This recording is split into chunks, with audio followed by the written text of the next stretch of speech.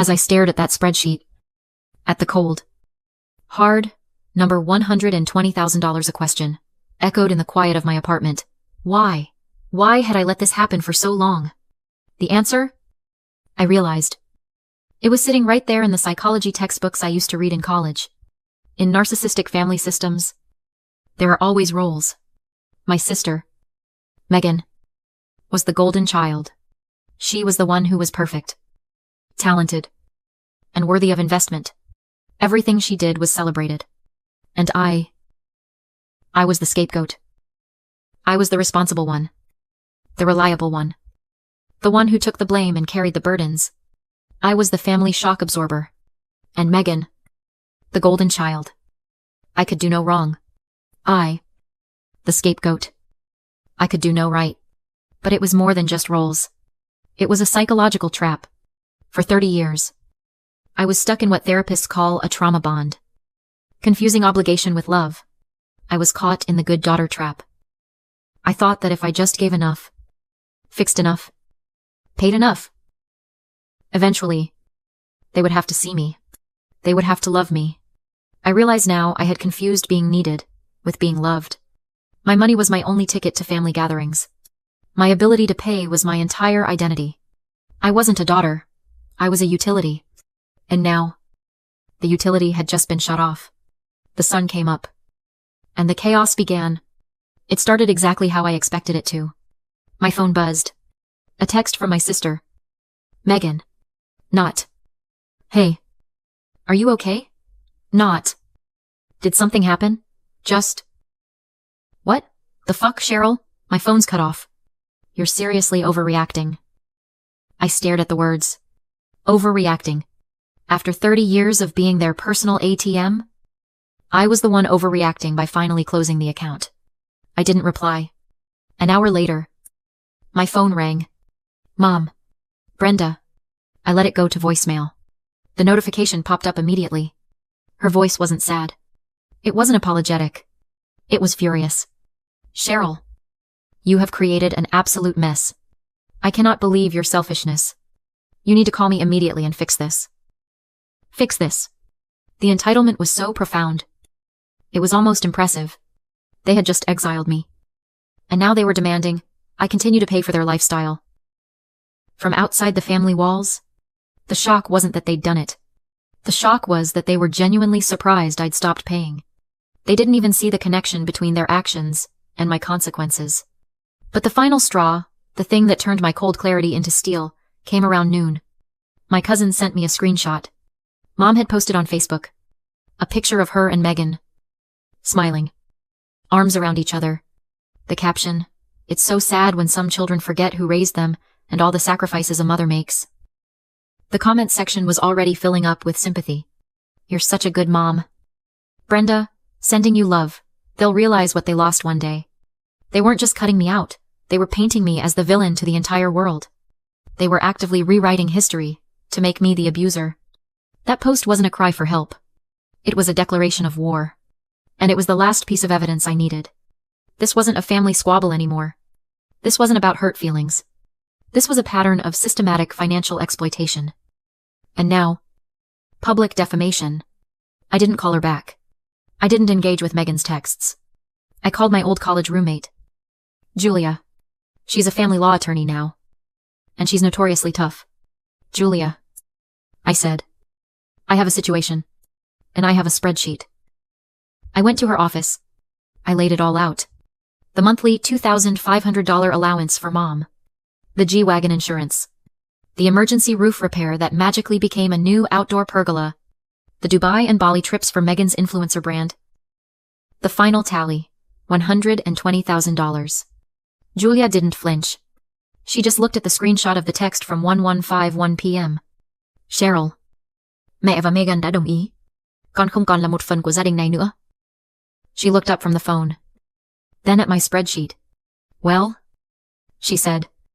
Her voice crisp and cold. They've just given us a gift. They've put it in writing that you are no longer family. Which means these gifts you've been sending. She smiled. But it didn't reach her eyes. They're no longer gifts. They're undocumented loans. And they've just officially defaulted? She turned to her computer, and her fingers started flying across the keyboard. What are you doing? I asked. I'm drafting a formal demand letter, she said. It will itemize every single dollar you sent them over the last 4 years. It will give them 30 days to arrange a repayment plan before we file a civil suit for the full amount. I watched her type. The anger I felt last night was hot and messy. This was cold. This was precise. This was accounting. This isn't a family argument anymore. Cheryl, Julia said, her eyes fixed on the screen. This is debt collection. She was right. I had been erased, and the person they erased was no longer bound by love, or guilt, or the good daughter trap. The person they erased was just a creditor, and she was here to collect. The demand letter went out, and then, for a few days, there was silence. A loud, heavy, panicked silence. But the call that changed everything didn't come from my mother. It came from Julia Melavier, and her tone wasn't tough or celebratory anymore. It was concerned. Cheryl, she said, I was doing a routine asset check on your mother and sister, just to see what assets we could target in the civil suit. And I found something. What is it? It's about your Grandma Judith's estate. Did you know her coastal cottage was sold 3 weeks ago? I felt the blood drain from my face. What? That's impossible. Grandma Judith loved that cottage. She left it to me. Are you sure? Cheryl, because the will that was filed with the probate court names Brenda and Megan as the sole beneficiaries. It was filed 6 months ago, right after her death. I couldn't breathe. Grandma Judith was the only person in my life who ever truly saw me. The only one who never asked for anything. Julia, that's not the real will. I hung up and made another call. This time to Mr. Harrison, Grandma Judith's lawyer for 40 years. When I told him my name, his voice was filled with relief. Cheryl, thank God. I've been trying to reach you for months. Your mother's number was the only one on file, and she kept telling me you were unavailable. I went to his office that afternoon. He sat me down in his quiet, leather-bound office and showed me the original will, the one he had, dated 3 years ago, when Grandma Judith was still sharp. It was just as I remembered. The coastal cottage, her investments, everything, left to me, her granddaughter, Cheryl. Then, he pulled out a second document, the new will, the one Brenda had filed. This was signed. Mr. Harrison said, 3 days before your grandmother passed. When? According to her medical records, she was on a continuous morphine drip. The signature was shaky, but it looked plausible enough to get past a hurried clerk. There's someone else you need to talk to, Mr. Harrison said, writing down a name. Denise? She was your grandmother's primary home care nurse. She contacted me after the funeral. She was suspicious. I met Denise at a small diner. She was a kind woman in her 50s, with sad, knowing eyes. Your grandmother was a wonderful woman, Denise said, clutching her coffee mug. But your mother and sister. I've been a nurse for 20 years, and I know when something's not right. What happened? I asked.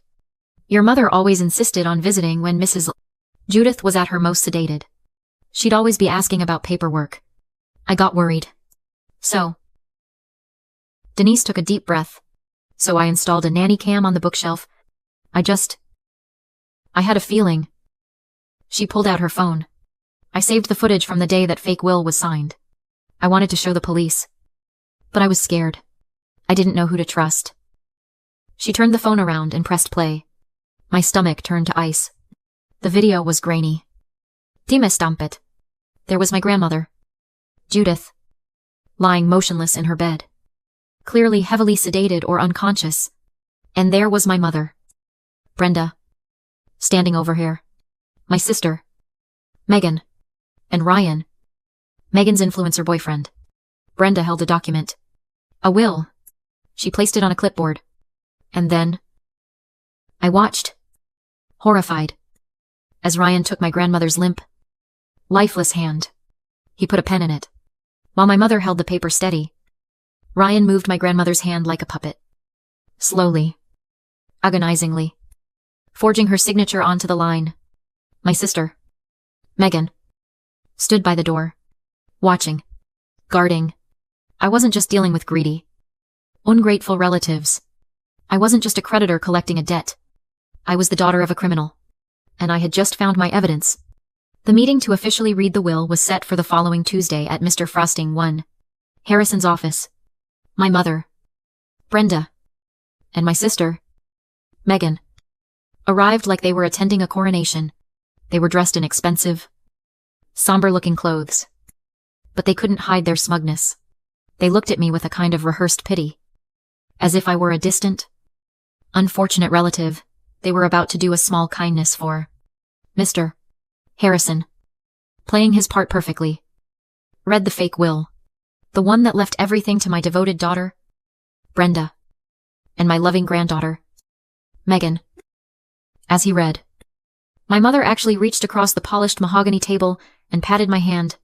"Don't you worry, sweetie," she whispered, her voice dripping with fake sympathy. "We'll make sure you get something. Maybe Grandma's old china." Megan just smirked. Mr. Harrison finished reading. "And that," he said, "concludes the reading of the will filed by Mrs. Brenda." He looked at me. That was my cue. "I'm afraid I have to contest this will," I said, my voice clear and steady. Brenda's face tightened. "Excuse me, Cheryl. This isn't the time for your drama." "On what grounds their lawyer?" A man who looked like he'd been paid in cash finally spoke. "On the grounds of forgery, conspiracy, and elder abuse." As if on cue, the conference room door opened. Milavier, Julia, walked in, followed by a severe-looking woman carrying a briefcase. "This is Dr.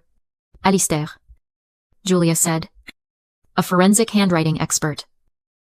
Dr. Alistair laid out her findings with surgical precision. The signature on the fake will did not match any of Grandma Judith's known signatures from the last 5 years. The pen pressure was wrong. The loops and formations were too steady for someone with advanced arthritis. Brenda was already starting to bluster. "This is absurd. My mother signed that she wanted us to have it."